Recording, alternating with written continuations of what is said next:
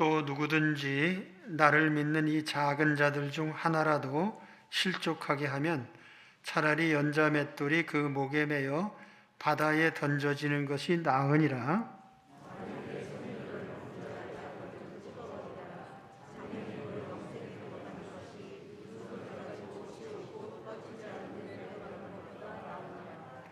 만일 내 발이 너를 범죄하게 하거든 찍어버리라. 다리 저는 자로 영생에 들어가는 것이 두 발을 가지고 지옥에 던져지는 것보다 나으니라.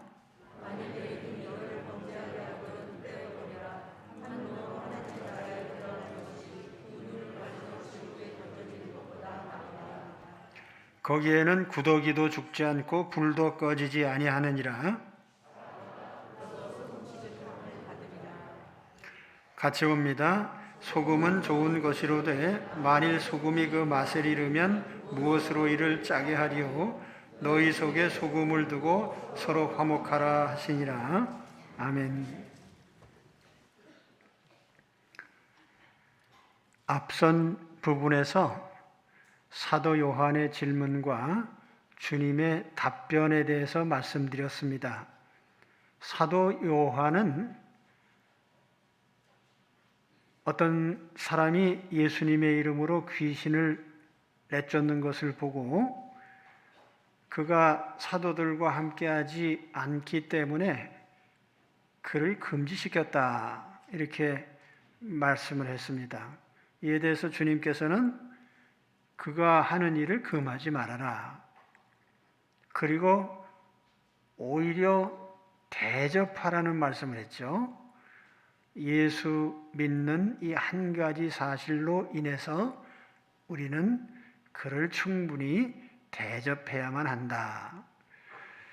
이제 본문은 거기서 이어지는 말씀이에요. 주님은 다른 그리스도인들을 단순히 용납하는 수준 혹은 관용하고 포용하는 수준에 머물지 말고 적극 대접을 하라고 했죠.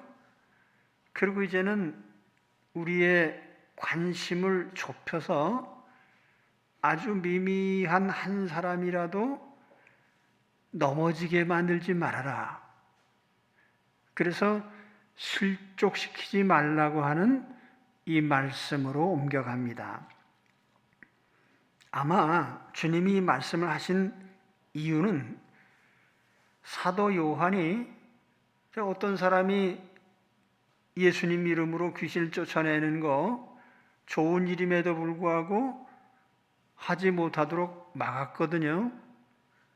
그러면 금지당한 그 사람의 입장에서 보면 사도 요한으로 인해서 시험에 들 수도 있는 거예요.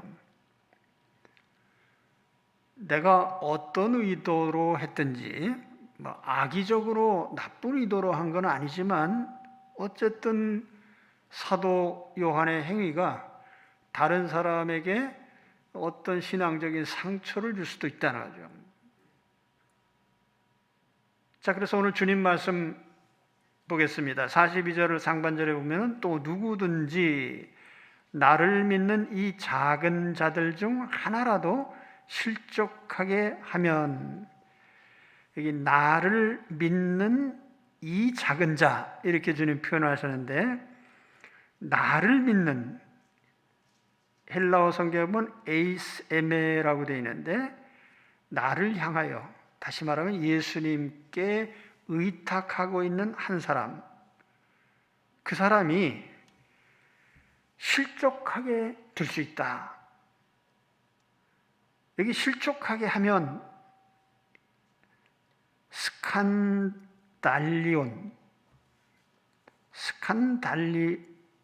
여기 스칸달리세라고 했는데, 스칸달론이란 말이 덫, 함정, 걸림돌, 그런 뜻이에요.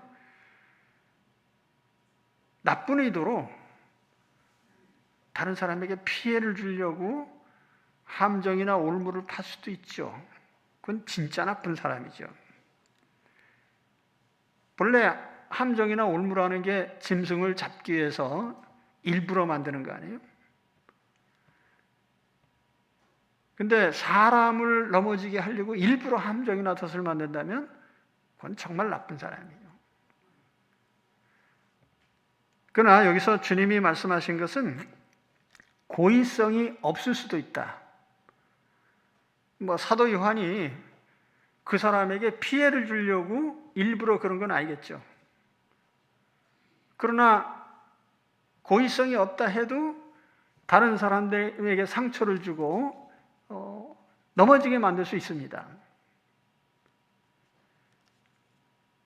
그래서 주님은 이 다른 사람을 넘어지게 만드는 문제에 대해서 아주 심각하게 말씀을 하셔요.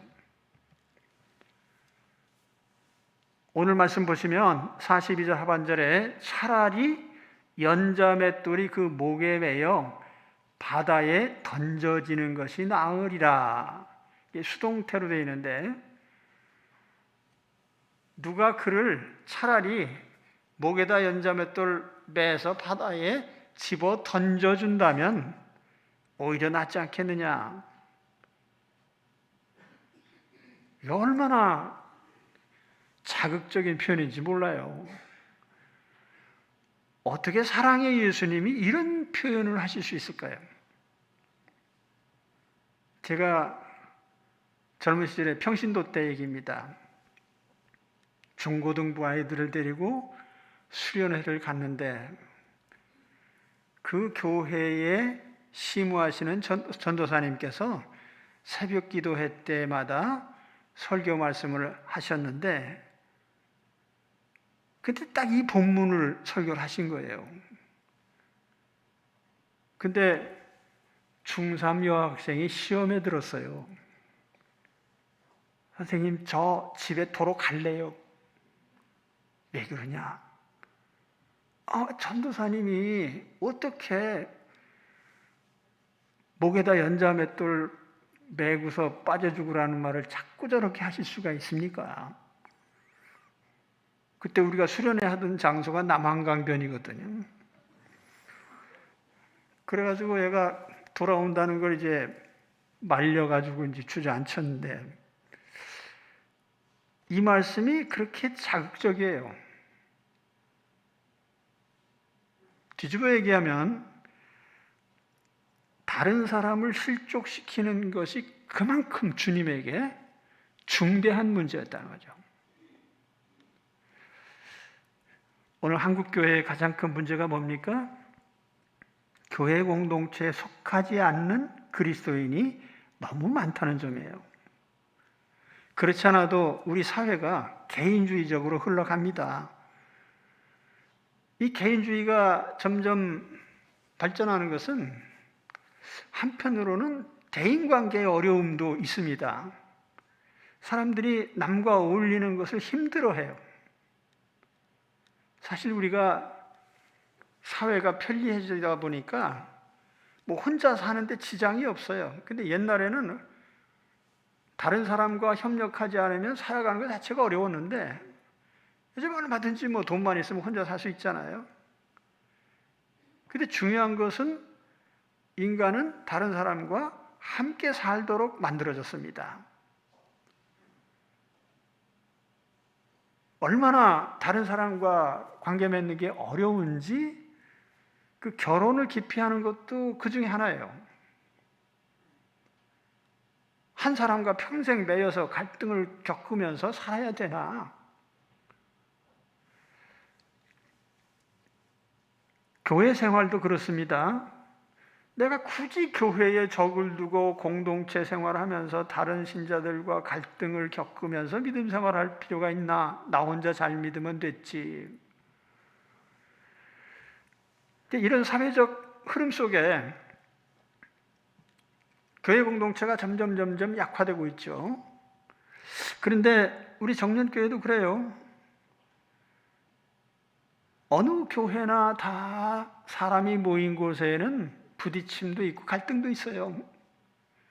그래서 간혹 이제 다른 곳에서 이사 오신 분들이 우리 교회에 등록을 하셨다가 정륜교회는 참 지상 낙원 같은 교회구나. 푸른 초장 쉴만한 물가 같은 교회네. 그러다 얼마쯤 있다 보니까 서로 갈등하는 모습도 보이고 그래서 깜짝 놀래가지고 또 딴 데로 가요. 근데 말씀드리지만 지구상에 있는 교회들 중에 사람과 사람 사이에 어떤 부딪힘이 없는 그런 관계라는 있을 수 없는 거예요. 그래도 우리 정육교회는요, 매우 강한 공동체입니다. 대한민국 예비군보다도 강한 공동체예요. 예비군 구호가 뭐죠? 싸우면서 건설하자. 옛날에 그랬어요. 싸우면서 건설하자. 우리 정육교인들도 싸우면서 건설해요. 마귀와 싸워도 되는데 서로 싸우면서요. 근데도 참 감사한 거는 그래도 잘 버팁니다. 예. 이걸 좋다고 말해야 되나? 그렇죠. 사실은요, 어디에나 다 갈등이 있는 거예요. 그 시험은 당연히 이겨야 되지. 이겨야 되는데 이기지 못하는 성도들이 많다는 점도 우리가 인정을 해야 돼요. 그래서 여기서 중요한 게 뭐냐면 우리가 좀 더 세심하게 다른 사람을 배려하고 시험에 들지 않게 해야 된다는 점이에요. 이게 매우 중요한 거예요. 특히 우리가 다른 사람 얘기할 게 없고 나 때문에 혹시 다른 사람이 실족하지 않나. 자, 오늘 우리가 이 점에 집중을 해야 돼요. 혹시 주님께서 나한테 야, 너 내가 가만히 보니까 연자맷돌을 목에 메고 바다에 빠져야 되겠어? 그 주님이 혹시 나에게 그런 말씀 하시면 곤란하잖아요. 그래서 우리는 오늘 이 말씀을 잘 마음에 새기셔야 됩니다. 이 교회를 세우는 아주 기초 중에 기초가 되는 말씀이에요. 나로 말미암아 다른 사람이 실족하지 않게 하라. 할렐루야. 자, 극도로 자신을 제어해야 됩니다. 극도로 자신을 제어하려면 결단을 해야 돼요. 그리고 내 자신의 책임의식을 가져야 됩니다. 옛날에 그건 너라는 노래가 있었어요. 그건 너, 바로 너 때문이야. 금지곡 됐죠.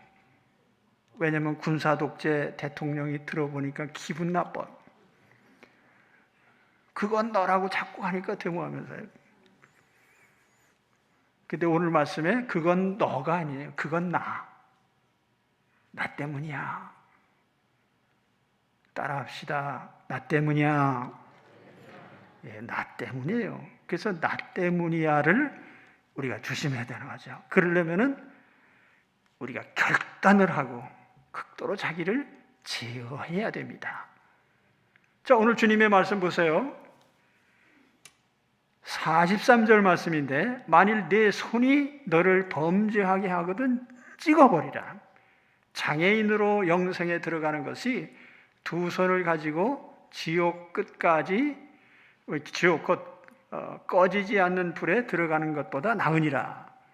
만일 내 발이 너를 범죄하거든 찍어버리라. 다리 저는 자로 영생에 들어가는 것이 두 발을 가지고 지옥에 던져지는 것보다 나으니라. 만일 내 눈이 너를 범죄하게 하거든 빼버리라. 한 눈으로 하나님의 나라에 들어가는 것이 두 눈을 가지고 지옥에 던져지는 것보다 나으니라. 손목을 잘라라. 다리도 잘라라. 눈은 빼라. 이것도 상당히 자극적인 말씀이에요. 근데 여러분, 우리 몸에 손이나 발이나 눈처럼 소중한 부분이 어디 있겠습니까?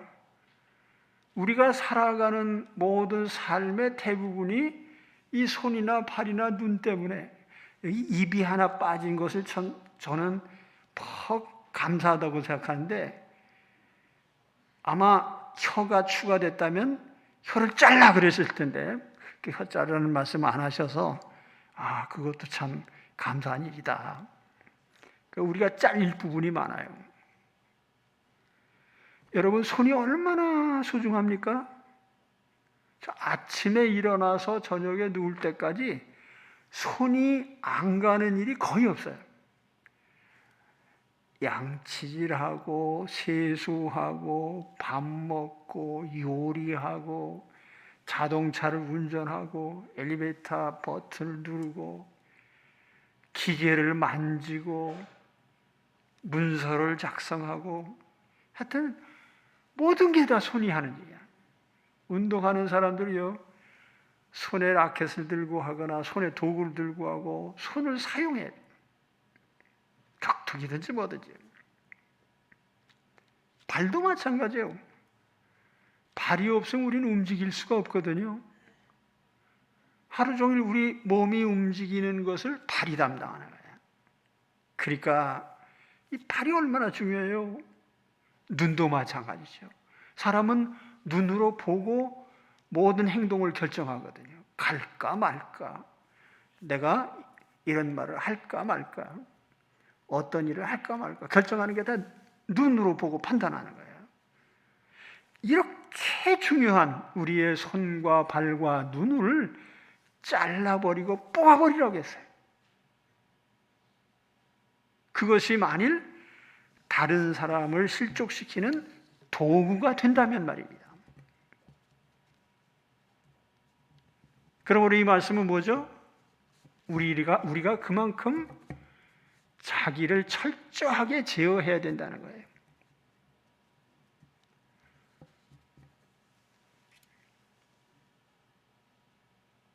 본문 말씀은요, 교회 공동체에 적용시킬 수도 있습니다. 그 말이 뭔가 하면, 교회 공동체 안에 눈 역할하는 사람, 손 역할하는 사람, 발 역할하는 사람이 있어요. 남보다 훨씬 많은 일을 하고 소중한 일을 하긴 해요. 그런데 남을 실족시켜. 그러면 어떻게 해요? 잘라버려라, 그 말이에요. 자, 오늘 이 마가복음에 병행되는 귀절이 마태복음 18장에 나와요. 자, 마태복음 18장에 보면 이런 말씀이 나옵니다. 15절에 내 형제가 죄를 범하거든 가서 너와 그 사람과만 상대하여 권고하라. 만일 들으면 내가 내 형제를 얻은 것이요, 만일 듣지 않거든 한두 사람을 데리고 가서 두세 증인의 입으로 말마다 확증하게 하라. 만일 그들의 말도 듣지 않거든 교회의 말하고 교회의 말도 듣지 않거든 이방인과 세리와 같이 여겨라. 근데 이 말씀을 하신 배경을 보면 그 앞에 잃은 양 비유가 나와요.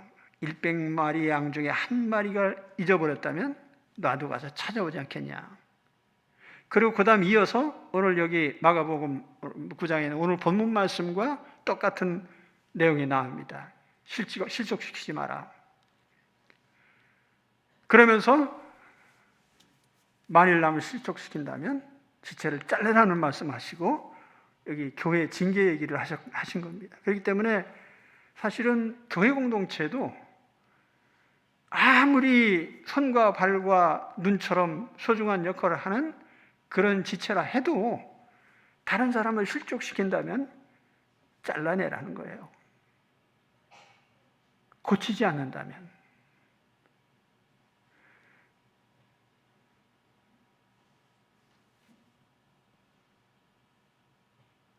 저는 목회를 하면서 아주 중요한 지침으로 삼는 게 하나 있어요. 화목을 깨지 마라는 거예요. 화목을 깨지 마라. 사실 오늘 읽은 말씀 전체 중에 딱 한 단어를 꼽으라고 하면 50절에 나오는 화목이라는 단어의 결론입니다. 화목을 이루라. 화목하라.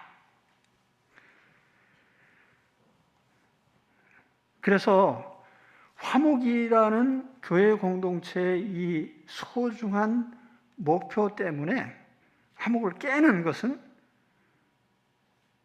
때로는 손을 자르고 발을 자르고 눈을 뽑듯이 그런 원인은 제거하란 말이에요.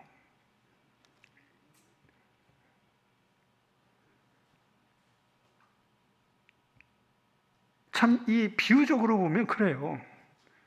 우리 몸에 여러 부분들 있잖아요. 머리털 매주 자라니까 잘라버려야 돼, 그냥. 근데 머리털이 혹 빠져도 괜찮아. 대머리들이 계신데 좀 죄송합니다. 머리털 없어도 사는 데 지장은 없잖아요. 이 눈이나 손이나 발은 정말 소중해요. 그래도 자르라는 거예요. 자, 이건 뭘 의미합니까? 교회는요, 일보다 관계가 중요합니다. 대부분의 화목이 깨지는 경우는 일하다가 그렇게 돼, 일하다가. 가만히 있는데 분란이 일어나고 이런 경우는 없어요. 뭔가 일하다 보면 부딪히거든요. 저는요, 목회 시작하면서 어느 기도원에 가서 기도하는데 나보다 연장자 목사님이 그런 얘기를 하셔서 평생 좌우명으로 삼고 목회를 했어요. 성도들에게 열심히 하라는 말 하지 마세요. 그때는 참 이상했어, 그게. 뭐든지 열심히 해야지, 열심히 하자는, 열심히 하지 말라는 얘기 아니에요, 여러분. 열심히 하라는 말을 하지 말라는 거예요. 왜 그렇습니까? 교회 안에 모든 일이 겪어보니까 열심히 하는 사람 때문에 다 일어난다는 거예요. 열심히 하는 사람들. 제가 일보다 관계라고 이 말씀 드리는 것은 바로 그 이유예요. 차라리 일 안 하면 화목하게 지낼 수 있는데 일하는 바람에 관계가 깨진다면 그 일 안 하는 게 낫지 않겠어요?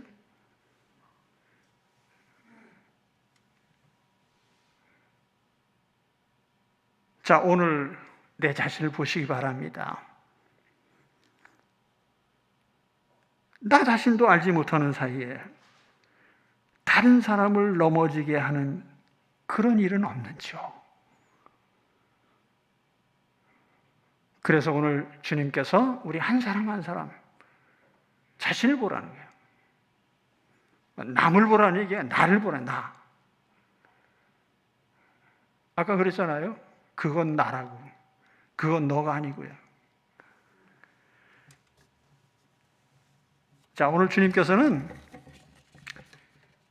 이렇게 우리에게 또 보충 설명하셔요. 지옥을 좀 바라보라. 왜 지옥 얘기를 하셨을까요? 남을 실족해 하면 잘못하면 지옥에 갈 수도 있으니까 남을 실족시킨 그 사람도 지옥에 갈 수 있고 실족 당한 사람도 지옥에 갈 수 있어요. 천국과 지옥을 비교하라고 한다면 천국 사람들은 극도로 자기 자신을 잘 제어하는 사람들이에요. 욕망을 억누르고 죄를 짓지 않습니다. 다른 사람에게 피해를 주지 않으려고 노력하지요. 반면에 지옥에 있는 사람들은 자기 마음대로 살아요. 자기 제어를 안 합니다. 제멋대로 살다 보니까 서로 피해를 주고 상처를 입힙니다. 서로 미워하고 시기하고 거짓말하고 치고받고 때리고, 그러니까 그것이 천국이 될 수 없는 거예요. 지옥이 되는 거죠. 주님은 오늘 지옥에 대해서 말씀하십니다. 지옥을 생각해라. 그렇다고 예수 믿는 사람도 지옥에 간다, 그런 말은 아니에요.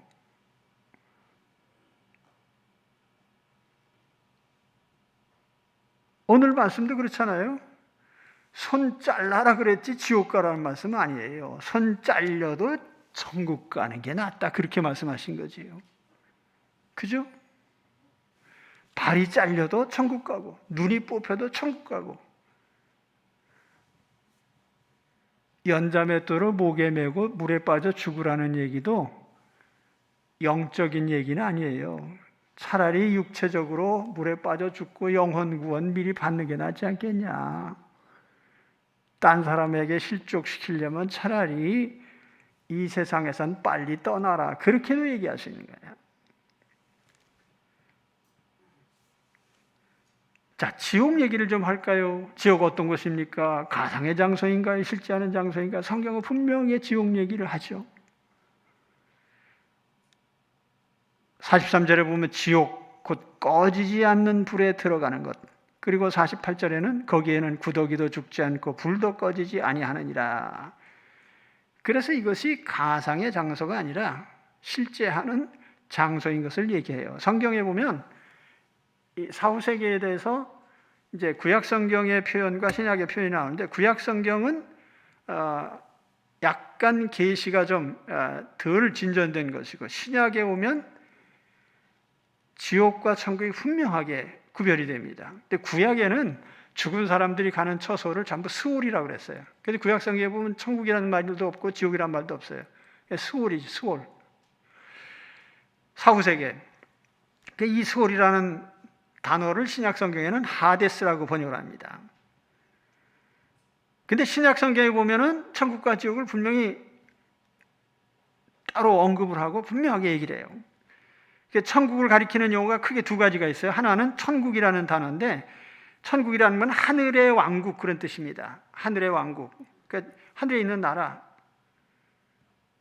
이 천국이라는 단어가 신약 성경에 37번 사용되고 있고요. 또 하나는 하나님의 나라, 그러니까 하나님의 왕국이라는 뜻이에요. 그러니까 하나님의 나라라는 이 단어가 68회 사용됩니다. 그래서 신약 성경에는 우리가 이제 사후에 우리 그리스도인들이 천국, 하나님 자녀들이 가는 처소를 천국으로 분명히 명시하고 있습니다. 또 지옥이라는 용어도 분명하게 이제 사용이 되는데, 대략 지옥이라는 단어도 두 단어가 많이 사용됩니다. 하나는 음부라고 우리말로 번역되어 있는데요, 이 어두운 곳이라는 뜻인데 헬라어는 하데스입니다. 아까 말씀드린 구약 성경의 스올이라는 단어를 이제 신약 성경에서 또 70인경에서 보면은 그 단어를 하데스로 번역을 합니다.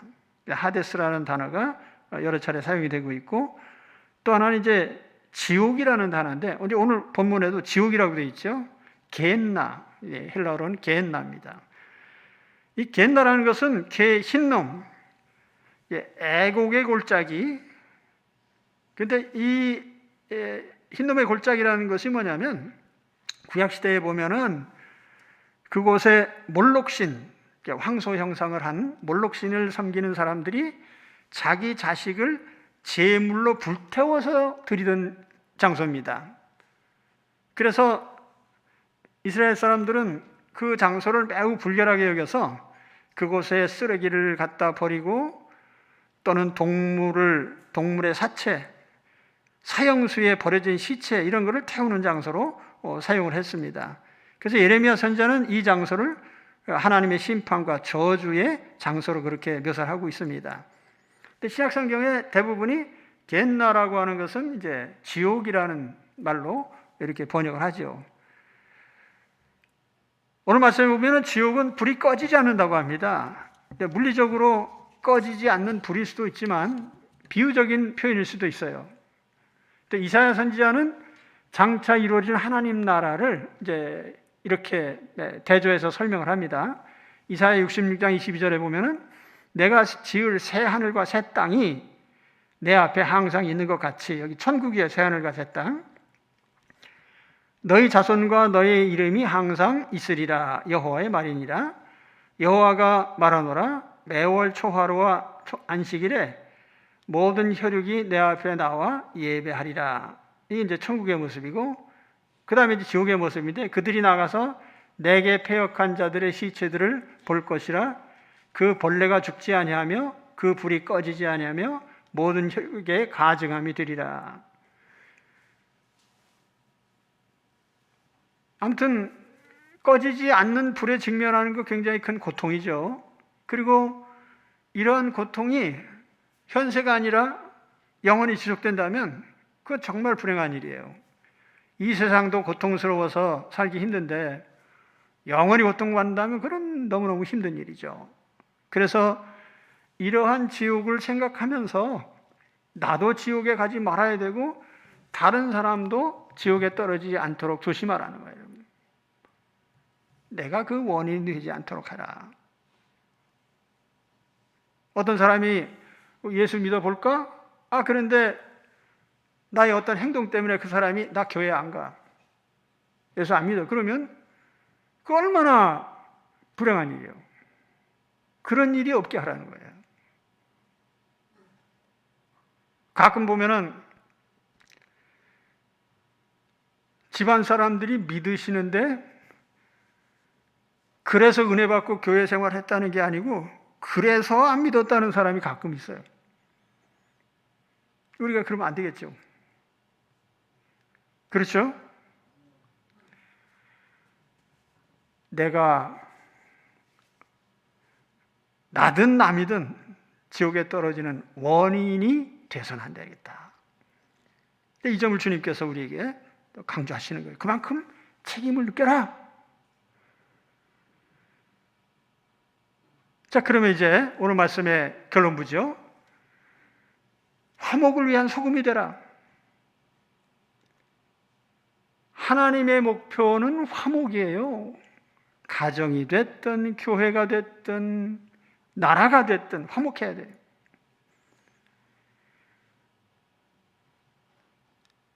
나는 대한민국 대통령이 누가 됐든지 간에 항상 바라는 거 한 가지예요. 백성을 하나 되게 하라. 화목시켜라. 인간에게 정의는 없어요. 성경의 말씀이에요. 누구나 다 허물이 있죠. 그런데 누구 하나 허물이 드러나면 이 사람 저 사람 들고 일어나서 그냥 두들겨 패기에 여념이 없고요. 그 바람에 슬쩍 내 자리를 좀 높여볼까. 그래서 세상 정치는요, 가장 바람직한 정치는 화합시키는 정치예요. 국민이 하나 되게 하는. 교회도 마찬가지예요. 교회는 천국입니다. 지상에서 시작된 하나님 나라 공동체. 당연히 화목이 첫째죠. 그래서 우리가 개인이나 교회나 마찬가지 어떤 교회가 일을 하면 얼마나 많이 하겠어요? 어떤 개인이 일을 하면 얼마나 많이 하겠습니까? 그래서 우리 하나님 앞에 어떤 일을 했든지 이 작은 자로 자처해야 되는 거예요. 모든 일은 하나님이 하시는 것이고 우리는 쓰임받을 뿐이죠. 그래서 우리는 이 하나님의 궁극적인 목적, 하나님 나라 공동체의 화목, 이걸 위해서 우리는 헌신해야 되는 거예요. 49절 말씀 보시면 사람마다 불로서 소금치듯함을 받으리라. 소금은 좋은 것이로되 만일 소금이 그 맛을 잃으면 무엇으로 이를 짜게 하리요. 너희 속에 소금을 두고 서로 화목하라 하시니라.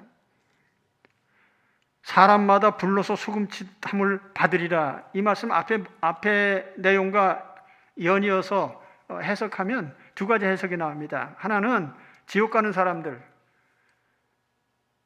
그렇지 않아도 고통스러운데 뜨거운 불소금을 뿌리니까 더 고통스러운 거죠. 고통 위에 고통이란 뜻이죠. 그런데 이것을 천국 가는 사람들로 해석합니다. 대부분 그렇게 해석을 하는데요. 성도들의 연단으로 보는 거죠. 연단을 하면 할수록 사람이 순수해지고 죄에서 멀어지거든요. 그래서 구약성경에 보면은 모든 소재물에 소금을 뿌렸고 분향단에 사르는 향의 소금을 뿌렸습니다. 그리고 신생아에게도 소금을 뿌리고요. 엘리사 선지자는 샘물, 독이 들어서 마실 수 없는 샘물을 깨끗하게 하는데 소금을 부었어요. 그러니까 소금이라고 하는 것은 성결과 성화의 도구예요. 깨끗하게 하는. 그럼 우리가 공동체 안에서 소금의 맛이라는 게 뭡니까? 오늘 말씀에도 나오지만 소금은 좋은 것이다. 소금이 좋다는 것은 맛을 낼 때 좋다는 거죠. 소금의 짠맛. 이걸 교회 공동체에 적용하게 되면 화목하게 하는 것이 소금의 맛이라는 거예요. 화목하게 하는 것이 소금의 맛이에요. 그렇다면 우리가 가진 소금의 맛이 뭐겠어요? 화목하게 하는 소금의 맛이 뭐겠어요? 예수님은 우리의 구세주십니다. 우리의 왕이시죠. 그런데 우리 예수님은 천국의 소금이 되십니다. 어떤 소금이에요? 희생의 소금, 섬김의 소금, 낮아짐의 소금이에요. 그 소금으로 하나님 나라를 화목케 하신 거예요. 죄인과 하나님을 화해시키시고 성도들 사이에서 화해시키시는 화해의 구세주가 되셨습니다. 할렐루야.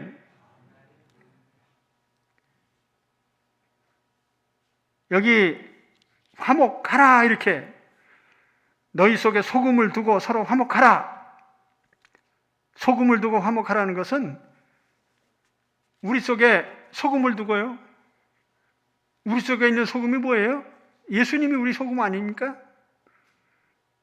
예수님이 우리의 생명의 소금이시기도 동시에 또 화목의 소금이셔요.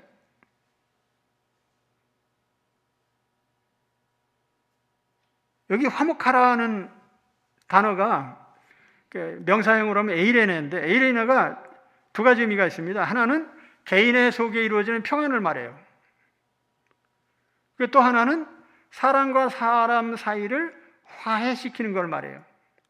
이 두 가지는 따로가 아닙니다. 이게 항상 동시에 이루어져야 돼요. 사람과 사람 사이가 화해돼야 우리 마음도 평안한 거죠. 우리가 부부 생활을 하는데 서로 화목하게 지내지 않는데 평안할 수는 없잖아요. 맨날 싸우면서 나는 평안해. 그러면 그 이상한 사람이지. 그래서 우리는 이 화해라고 하는 것, 그것이 화목이라고 하는, 평안이라고 하는 것과 언제나 연결되어 있습니다. 그래서 오늘 여러분 어떤 문제 때문에 하나님 앞에 기도하신지는 모르겠습니다. 마음에 평안이 없다면 아마 그거는 물질 문제가 아닐 거예요. 사람과 사람 사이 문제지. 그걸 해소하는 방법은 뭐예요? 화목해지면 돼요. 그런데 누가 화목하게 해야 됩니까? 다른 사람이 나와 화해하기를 기다립니까? 아니죠. 내가. 화해의 주체는 나예요. 남을 실속시키지 말아야 될 것도 나이고 화해를 이루어야 될 것도 나예요. 그러니까 우리 주님께서 오늘 너희가 소금으로 화목케 하는 화목의 사람이 되라고 한 거예요. 생각해 보세요. 내가 끼어들면 화목해져요. 가정도 화목해지고 친구들도 화목해지고 교회도 화목해지고 내가 끼어들기만 하면 서로 싸워요. 제가 보니까 우리 교회는 그런 사람은 하나도 없어요. 근데 세상에 보면 그런 사람 너무 많아요. 끼어들기만 하면 싸워 서로. 여러분 화해의 도구들이 되시기 바랍니다. 그리고 평안의 도구들이 되시기 바랍니다.